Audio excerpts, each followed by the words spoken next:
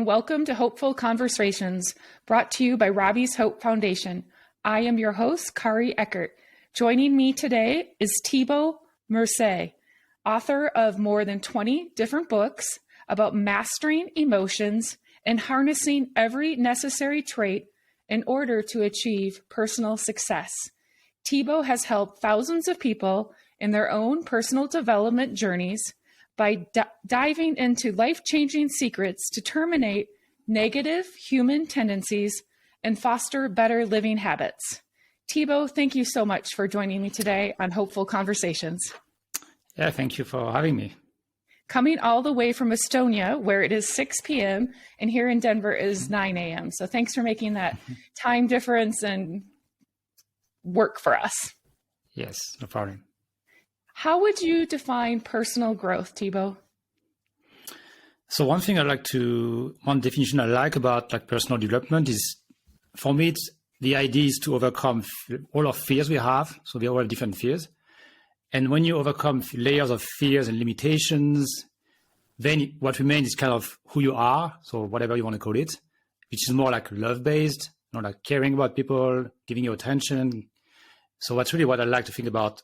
Overcoming fear and becoming love. It's kind of like to say, it's not about adding stuff to who you already are. It's more about removing layers of wrong beliefs, limitations, and fears, and worries, and stress, but you can just be kind of yourself. What remains. So it's more like like the Michelangelo sculpture story. You have a piece of wood, and you just carve it more and more until you have this perfect sculpture. It's kind of the story.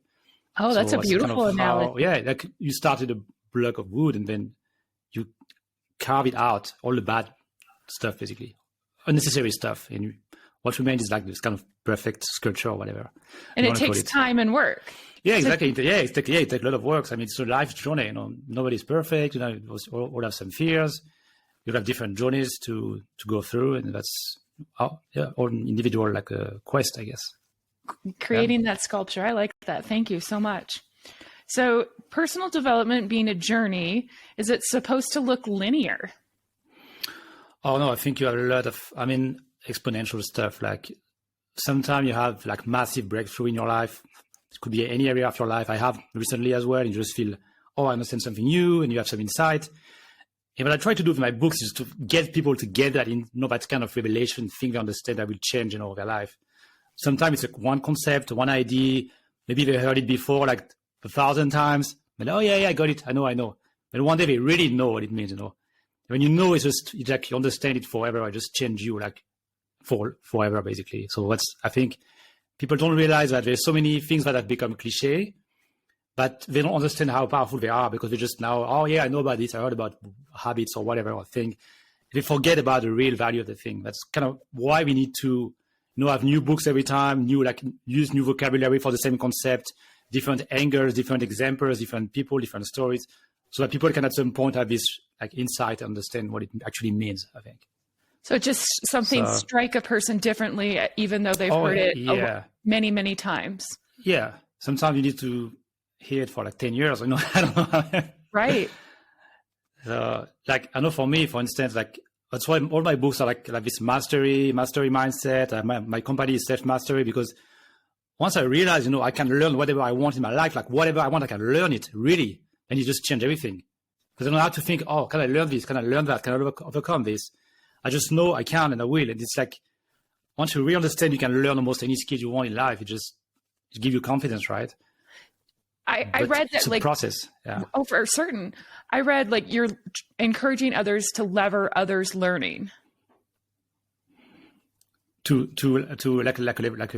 I read on your website leveraging other people's learning. Yeah, sure. You don't have enough time to reinvent the wheel, so you want whatever books you can read or courses, or if you can have some coaches, if you have the money to hire coaches, I think it's really effective. Actually, right now I have a coach for American accent training. To improve my accent, which is not obviously I'm French, so people don't know I'm French. So working on this, the pronunciation, so you can do this kind of thing as well, which is really interesting, but I'm learning with the coach. So we can learn anything we want, and even if you don't have much money, we can just buy books, or even for free, go to the library, so many books, it's free, can read them. Doing great with You're doing great with your English this morning. I'm trying. Yeah, I tend to speak very fast, especially in French. So I'm trying hard to speak slowly. Is So there yeah, some yes. like mindsets that like can't adopt to other people's learning, like, or maybe if a person isn't like not in the right place to be able to accept like from other pieces, maybe if a person is struggling with depression or anxiety, like how can you be open? Yeah, I think you always have to be willing to learn like from yourself, right? Because I cannot teach anyone anything to anyone who doesn't want to learn it. That's why when you want to push someone like you have to do this, you have to read that, it doesn't really work. So it's more about, in that case, more about listening to the person, being there, and trying to understand who they are, what they want. But I would not try to push, to convince people about doing things. Even in, people say, oh, I don't really like that kind of books or what you're doing. I'm like, well, that's fine. You don't have to like it. You don't have to read it. I'm not going to try to push and tell them to read my books or to. So yeah, I think it's the hardest thing in the world is to change someone actually. Yes. And I think what I say is like, it's easier to just change yourself and as a result to change all your environment because of who you are, than to change one person. Can you repeat that? That's really. So it's easier to change yourself, and as a result, people around you will change because of who you become, a better person, than to try to change a person directly. Yeah. So I say it's harder to change one person than to change yourself and inspire 1 million people, for instance, in a sense. So that's really how I see it. So I'm working on a book and I was kind of talking about this idea of it's harder to change one person than to change yourself and then change other Do you think people most potentially. people put the energy into trying to change others versus that? Oh, yeah. I think it's a waste of energy. I mean, I don't know how you do that, because you want to be, I think it's my Siri starting for some reason. I think it's okay. I think we're doing okay. So where were we? Trying to change everybody else. Yeah, trying to change yourself. Yeah, I think it's almost impossible unless a person wants to learn, as I mentioned before, or want to change. You can only be like, the way I see it, you can only be like a role model for people, right? So try to be the best you can, even as a parent or as a friend, as a boss, as a friend. I just don't know how you can do otherwise or how it would be effective. Yeah. So, yeah. I read that you say that everything in life is acquired through experience. How do we develop a more positive mindset or achieve a certain goal if we believe we have enough experience to acquire it in the first place? That's a big question. Can you say it again or maybe you phrase it? Yeah. Let's do it. How do we develop a more positive mindset or achieve a certain goal if we don't believe we have enough experience to acquire it in the first place? So if we have it's like how do you it's like the chicken and the egg. How do you start when you cannot something that you always have to start somewhere. I mean, that's the thing. I mean, so yeah, this is just, you have to start and you have to practice and at some point you get some experience. So you're never going to be ready to start something new. So I think that's the thing. You have to be willing to start something, not being good enough at that thing at the time, at least not feeling good enough, start something new and just accept that feeling of, I don't know what I'm doing. I look like an idiot. I think that's what I like to think is you want to be more interested in learning than being right or looking good. For me, learning is the most important thing I need to do, I think. It doesn't matter what it takes. If I need to have coaches say to people, I don't know how to do it, teach me. And if I have to say to do that over and over again, I will do it all the time. I try at least, because I know it's the most important thing is to learn. Anything you can as fast as possible. That's how I see it. So you want to see yourself as a learner, as an identity of a learner. So you want to learn is who you are, not trying to be right or trying to look good or trying to look smart. That's hard, that's hard to do. But so your mindset is just truly learning in everything that you're doing. Yeah. And I mean, I think all the best in the world, even the CEOs, they have all these board of administrations and coaches and mentors and they are already very smart, so why wouldn't you do the same, if you can, in some ways? Yeah. So I think it's people don't ask for help, for help, they don't know how to do something or they need help with something. And I No. was also guilty of that, and I still probably to some extent. But now I have coaches, I have friends. I'm always asking for help. So when I want to learn something, my first question is, who can help me learn it faster? Not like what do I buy? Who has the answer to my question already in my friends, among my friends, who knows someone who might know someone. You can still do that as well. So that's the first question, because if you don't ask yourself that question, then you waste a lot of time trying to read some books, some blogs, and just who do you know can actually know what you need to learn exactly, like how to do it. Yeah. That's the best question. The first question I always ask myself: who do I know? Who can help me doing that? Huh. Yeah. So that's great questions. So that kind of leads into interesting enough. This is a quote that we found about you that you made, and it says, most people don't like to spend time alone and probably don't spend enough time with themselves to think about who they really are. Most people don't like to spend time alone and probably don't spend enough time with themselves to think about who they really are. Yeah, Want me to talk about that? Or? Yeah. Something else. Yeah. Because we are always like influenced by everything, by society, by our parents, by our friends, and we kind of lose like who are we, what do we want to do with our life, what are our values. And for me, I still to this day I spend a lot of time alone, and sometimes I just I need time to think, what do I really want in my business, my vision, my life, and I spend a lot of time doing that, and I think it's really, really important, because and also quiet time by yourself, because we can think about stuff instead of being distracted by like social media, your parents, your friends, the news. And that's, I think, the problem. There's a lot of distractions for certain, and some people alone can be a tough spot, and some of that being driven by the tendency to have negative emotions or negative feelings about ourselves when we're alone.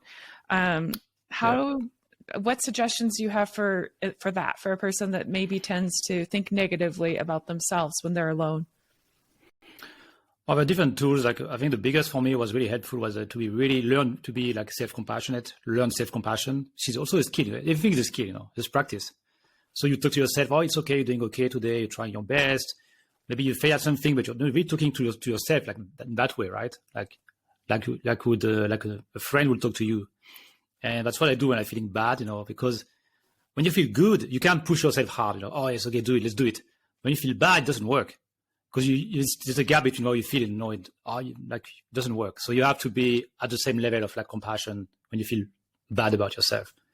So encourage yourself. It's okay, doing okay, doing better tomorrow. So it's just simple words like that. Like, you're doing okay. It's okay. It's going to be okay. You're doing all right. Like, talk to yourself. I like to say, talk to yourself the way you would talk to somebody else. Like, you wouldn't talk to yourself, you don't talk to your good friend very often in a negative fashion, even if you're trying to help them with something, maybe that they're doing wrong. You say it in a nice way, right? Exactly. And you can do that, as an exercise. You can write it down. Like, how would you talk to a friend about that problem you have now? And try just to see, like, to realize, just have an idea of how hard or how harsh you are with yourself. Right. Have you ever done the exercise of standing in front of a mirror and telling yourself 5 nice things about yourself? I don't think I've done exactly that, but I do a lot of affirmations and talking to myself all the time, and like new beliefs I want to have. I just talk again and again. Like this year, when I have a goal I want to achieve, I would just say, okay, I want to achieve that goal. Like, what belief do I need to have to achieve that goal? It's to start with what you believe, right? So I would just write on the belief and read them every day, write them down every day, think about them. So I think I do a lot of work, especially these days, even before, but I'm back to really focusing on the mind and conditioning the mind for what I want to achieve and what I want to believe, which is really powerful. Do you use like self-writing, self-journaling a lot when you're doing your alone work? These days I'm doing, every day I'm writing some kind of like mantras or affirmation, like just as a new habit. I'm just writing every day, like things I want, some kind of values I have or things I want to feel or I want to be like, and I write them down. So can be things like I have things like focus on the process, care more, love more, just things who I want to be or who I want to become. I just write that every morning. About like 10, I've 20. been doing something similar. That's helpful. Like I found myself kind of spiraling probably like a week, and I wasn't really liking the energy that I was giving out. I was like, so each morning I tried to like start the day. Okay, like what is my intention for today? Yeah, and, intention. Yeah. And then like as the day progressed and I would go back to that negative space, I reminded myself of just that really simple intention, like whether it be, don't respond negatively, respond positively, or like love yourself, like see the sun, just really making it simplistic, but to be able to push myself a little bit further into that more positive person that I want to be versus that negative mindset. Yeah, I mean, it's great. I think intention, I try to know when I do something, I was trying to say, what is the intention for that book, for that podcast, or whatever, for that interaction? What do I want? I try to think about that as well, like intention thing, because it's very important. Yeah. What's been your favorite book? You've written so many to like produce, to do the research on. So many books. My favorite books. I have one is like I have this kind of catchy title. It's called like Success is Inevitable. So a little bit, but some rules. I spent a lot of time doing that. I think it was pretty good. But yeah, I mean, master your focus. So yeah. I don't know actually. People ask me, what's your favorite book you've written? I don't know. That's a tough question for you. Because I just try the time the best I can, and I just move on to the next project. Yeah. And you never know what's going to work when you have a book. Like sometimes it just doesn't sell. Sometimes it sells really well. So for me, it's always a process. I just keep writing, and knowing that some books will do well, some won't do well. It's okay. Yeah, I'm growing. For me, it's like growing as well. As I'm writing stuff, I'm thinking about myself as well. Because writing is thinking in it's like thinking, thinking on paper. So that's great. But when you journal about something, about your emotions, that's great as well. About anything, it really helps organize your mind. Especially when you have so many worries or stuff to do. If you write them down, it just help sort out your brain, like organize your thoughts. It's very important. I notice that most of your books have master as like the primary part of the title, like master your emotions, master your focus, master your thinking. What does it mean to master something? Yeah, so as I said before, like this mastery mindset or mastery concept, I think it really changed my life, and I understood that I can learn anything I want. So I like the idea of also being good at something, like being a master, going deep, because sometimes you don't go deep in anything, like you don't go deep in a relationship, you don't go deep in your work. It's always like superficial. I want something like you really all in on what you're doing. You really try to be as good as you possibly can. So I like the idea of mastery. Mastery. And also, people in general are like staying superficial with so many things, or are like, I don't know. I feel like I want to think that people we're not going as deep we're not mastering things as we used to. Yeah, and I don't know why. I don't know if it's because of all the distractions that we have, because you have to be able to do like you call deep work, like some books about deep work, like working hard on something for a long period of time, like every day for years sometimes. People maybe don't know how to do that anymore because of TikTok, Instagram, right? All the distractions. So like it's easier to just watch a video than to just focus on something for an hour or for 2 hours, in the morning or so. Yeah, I don't know, because I think people would enjoy that. I mean, you've lived in a lot of different places. Is that culturally different in different places or not? Yeah. I mean, I think the culture is different, but like underlying like being a human being is almost the same issues, right? It's pretty interesting about living in different countries. We have fears and about the job, about relationships, about everything, about the family. It's kind of the same, but they have different culture and rules, and so that's interesting. Yeah. So I lived, just for your audience, I lived in Japan for almost 10 years. I'm in Estonia for 4 years now. I'm French, and I know a lot about US because I'm writing in English, and I'm consuming a lot of content, so I can understand maybe 3 or 4 kind of culture, I guess, understand a little bit. And I think it's great to have understand several cultures, for people to learn more. Is it fair to say, though, at the end of like all these different places and all these different cultures that you've been able to experience, I think I heard you say at the bottom line, we're all human. Yeah, I think we have some like common. No, like the biological brain is the same, the same thing. So The biological brain is at the biological level, yeah. So that's why when I think about even writing a book, I'm saying, okay, what is the thing that we all have in common, like fear, or maybe lack of self-love, or like all this stuff. I try to think what is a common thing that we all have, like in the world, basically. Because when you write a book, if I can make it like kind of universal, it's better for me, obviously. And I think people like they would resonate with like if you share your own story in a way that is everybody face something similar. They can say, "Oh yeah, it's like me." And people say that, it's, "Oh wow, it's like me." Or it seems like you're talking to me like directly, but I'm not, because obviously it's a book. But that's what I'm trying to do. Yeah, I have a conversation with someone throughout my words, like in a book.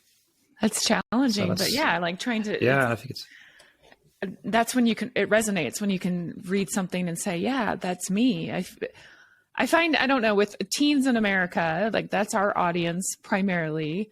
So often when like they feel alone in their thoughts and tendency to feel alone in their like negative thoughts, their negative emotions. Many of them are constantly comparing themselves to others via social media. And I mean, I remember doing that myself as a teenager in high school, and I'm 50. Like I didn't have social media, but that's kind of what we do. And I still do that as a 50-year-old woman, comparing myself to others. Yeah. I think we get better over time. I hope I'm getting better at that as well. I think, over time when we grow older, it's pretty hard. Yeah. And nowadays, that's why I'm not really on social media, for instance. I'm just doing my own stuff. Because even, when I'm writing a book, I could say, oh, this guy is saying I've sold so many books, and I could just start doing this kind of comparison game, and I don't want to do it. I just want to do my own stuff in my own voice and just say, okay, this is what I'm doing. Right. So I think I would advise spend less time less time on social media or internet, and just with like being a real life would be good. At least. Yeah. It's a hard one. It's a hard thing to step away from. It's so like encompassing, and there is good in social media, but it feels like the negative overpacks the good oftentimes. Yeah, I don't know. I think it's probably more negative than positive. For mental health, I think would be. Right. I think studies would show it's not very good to be on like TikTok, Instagram, or Facebook. No, studies show there's like an absolute direct correlation between the amount of time someone spends on social media and their mindset. Yeah, I feel it myself. If I spend too much time, I would feel bad about. Right. I would feel it right away. Yeah.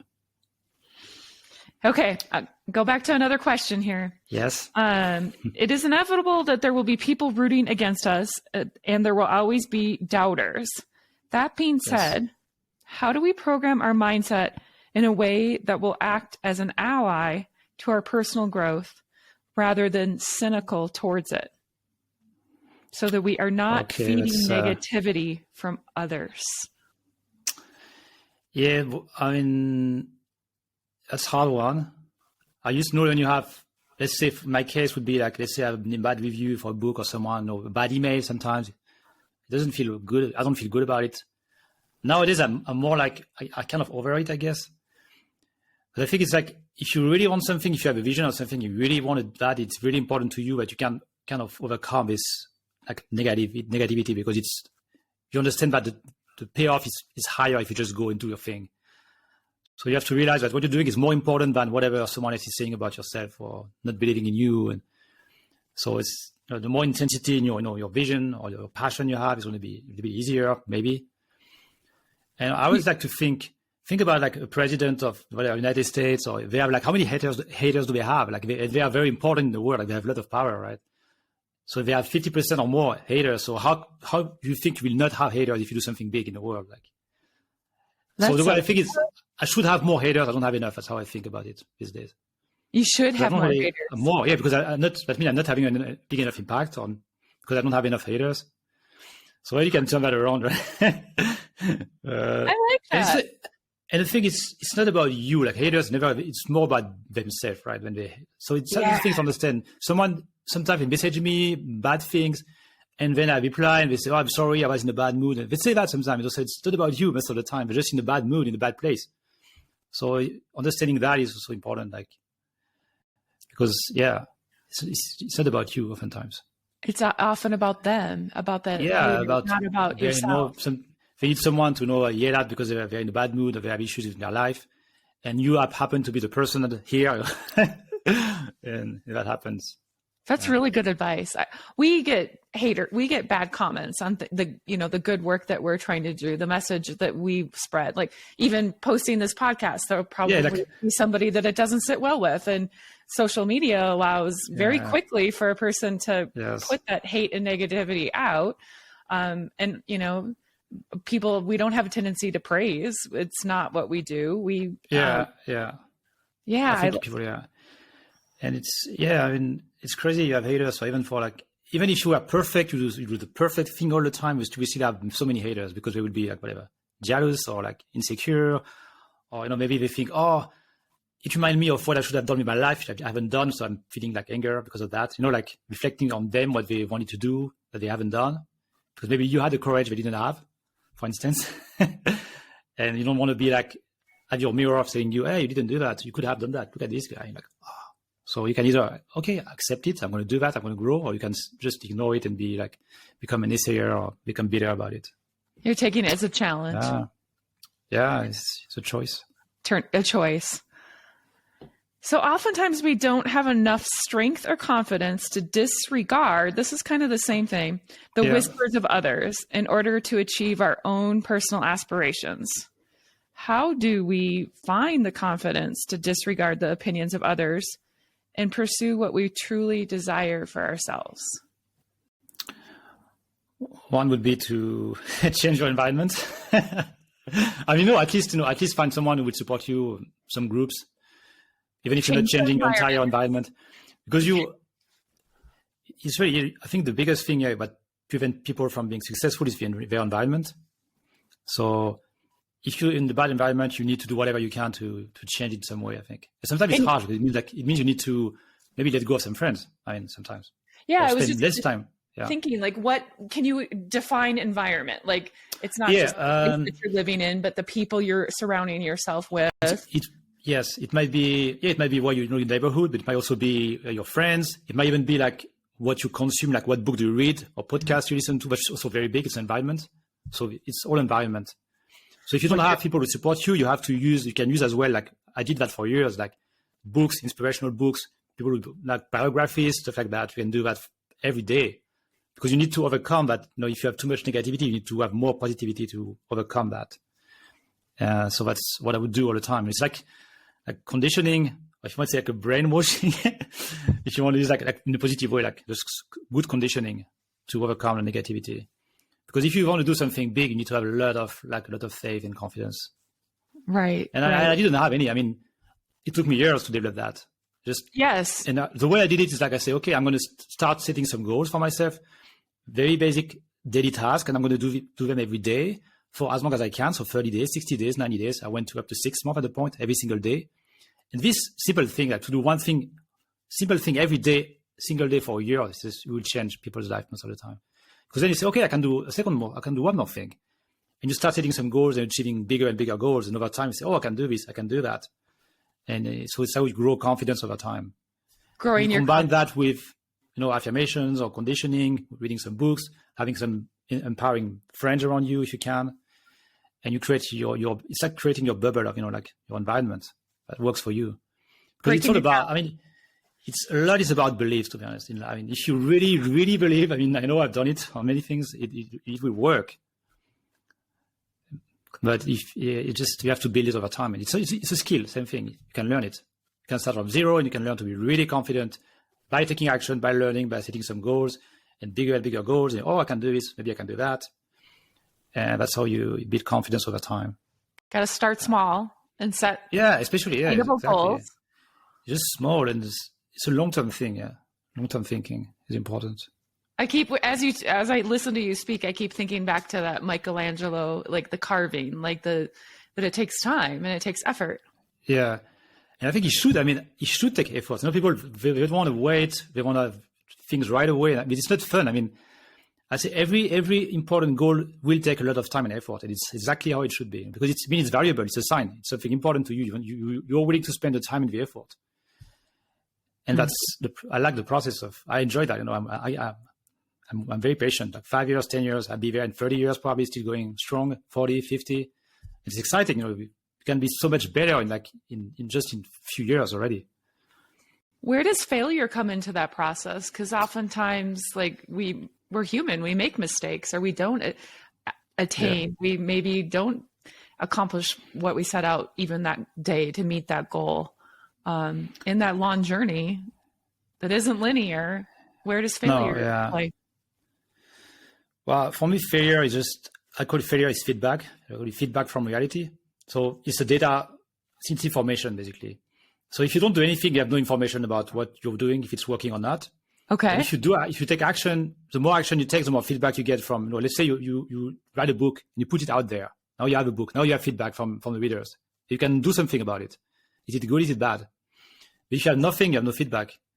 So the more you take action, the more you can learn about what's working, what's not working, what you like, what you don't like, and also about gaining clarity about what you want, who you are, and what you're good at. It's only by taking action you can gain enough clarity over time. And it's an ongoing process. Clarity is also like a process. It never ends. Every year, every month, do I really want that? Maybe I want this. Maybe I need to tweak a little bit that part. So it's failure is actually, I call it it's the same as success. It's like a process. It's on the same journey. No, it's the same thing. You cannot have success without having failure. So it's not something that is different. It's just together. So it doesn't make sense to say, I failed. No, it's the same thing. You fail and then you improve, you learn, you get feedback, you adjust over time, and then you reach your goal at some point. I like that. Kind of looking at failure as feedback versus as a feedback. No success or information. Information.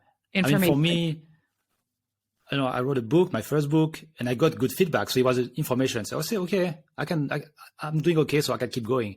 But if you realize that you're doing something and maybe you have bad feedback for a long time, and you need to say, okay, what do I need to change about that? Or maybe I'm not that good and I need to change my goal, which is okay as well. Sometimes you just need to be honest with yourself as well. But only if you take action, you can get the feedback you need. And At the very beginning, you talked about fears. Do you think most people have a fear of failure? Oh yeah, I mean, so many times people they don't start. I'm like, why? I mean, for me, just do it. I mean, what's the issue? But like some fear, I don't know, fear of failures or what people would think of you if you fail, or there's different fears. Yeah. What are some examples of other fears that you see commonly in? Fear of failure. Some of this kind of fear of success, which I don't really understand. I mean, sometimes you have also fear of success. Like they don't want to be, I guess, if you are too successful, then you have more pressure on yourself. You need to perform more because people expect of you. So this kind of fear also happens. So it's the opposite. The fear of success. So then they're afraid of doing something, because what if I need to have more responsibility and I'm not able to do it, and that kind of thing. That fear of rejection is a big one. So obviously it's almost like ingrained in our mind. Like we have fear. We don't like to be rejected by anyone. Mm-hmm. And that's why when you have negative feedback, that can be stronger than 50 positive feedback. Just everything is good, and one person say what you do is bad, and you feel bad about yourself, even though you had so many good feedback before. Yeah, that's really really tricky. Lots of fears. Yeah, but it's like either you do something. I mean, if you don't do anything, you're going to regret your life. If you project yourself in 20, 30, 40 years, and you say, okay, if I don't do this, what's going to happen? It's like I like to do that as well, as an exercise. In your personal mindset, how do you work more in the daily, or do you look towards that future? Does that question make sense?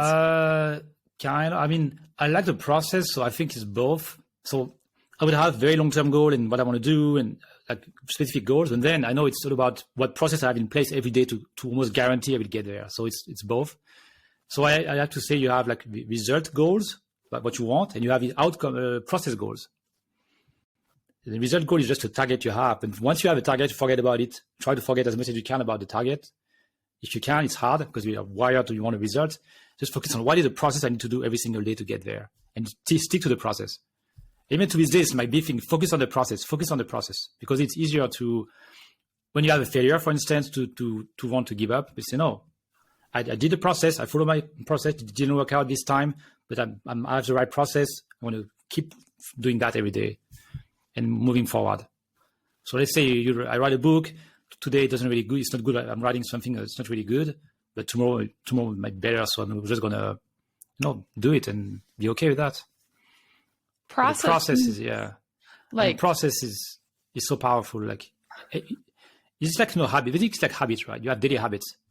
So if you have great daily habits, I have like 5, 6, 7. If you have great daily habits, every single day is just going to have amazing result in everything you do. Like writing every day or doing some walking every day, eating some smoothie every day, whatever, just simple stuff you do every single day is going to have impact over the next 5, 10 years. Massive impact at some point. Those small things add up. I feel like that daily process, or not the process, like really marries well with the learning mindset that you bring to so much of everything that you do. Yeah, because it's always about habits, because as I say, let's say you get married to someone, you can't just say, I'm married now, I'm do nothing for 30 years, it's going to work out, right? It's about what you do every day. If you have a business, you cannot say, I'm successful now, so I'm going to stop working on my business. It doesn't work. You cannot say, I meditate enough for my life, I'm going to stop meditating forever. It doesn't work. So nothing works. It's all about what you do every single day. You have to maintain it all the time. So there's no point to achieve, even success. You cannot achieve. It's like something you are. It's who you are, basically. So success is who you are, or whatever you're doing is who you are every day, and you have to show up every day if you want to maintain that. Every day. How it is. Yeah. Or no, almost every day. So consistently. Consistency is key. What do you think we should aim to achieve while trying to pursue the best version of ourselves? It really depends what you want to do, what goals you have. But it's, as I mentioned before, you want to achieve a state where you have overcome as many fears as you possibly can, as many limitations in your mind as you possibly can. So that you can feel good about yourself. You can do almost anything you want. You have goals, you can achieve them. You feel good. So that's, I think, the idea is, like, the ultimate state is try to remove all your fears that you have, limitations, so that you can do what you want to do in your life. Be the best version of yourself. Yeah, it's like going back to the culture, right? So it's getting rid of all the layers of limitations, conditioning from your family, from your society, and just seeing what you can actually do when you really have almost no limitation. What you can do and what you are born to do, what you're good at, and try to do that. Okay, so this has been a really interesting conversation. You have my mind thinking in different ways, which that's learning, right? I've learned today, so I appreciate that. Yeah. And I'm gonna remember that Michelangelo sculpture, what that is. Yes. It's a beautiful thing. What is that end goal and that journey? We end every one of our podcasts with the same question, and that question is, what does the world need to hear right now?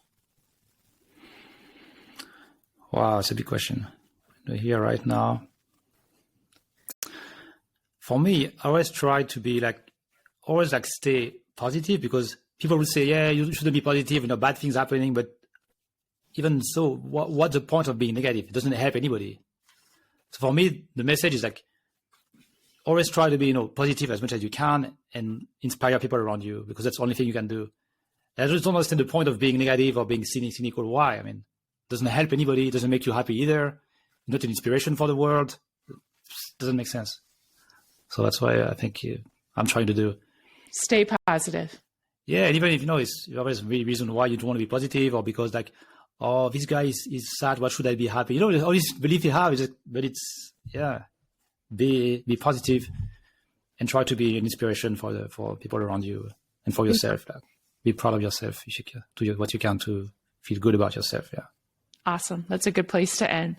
With that, Thibaut, thank you so much for being a guest today on Hopeful Conversations. And to our listeners, be sure to tune in to our next episode. And until then, remember, hold on, pain ends. Thank you.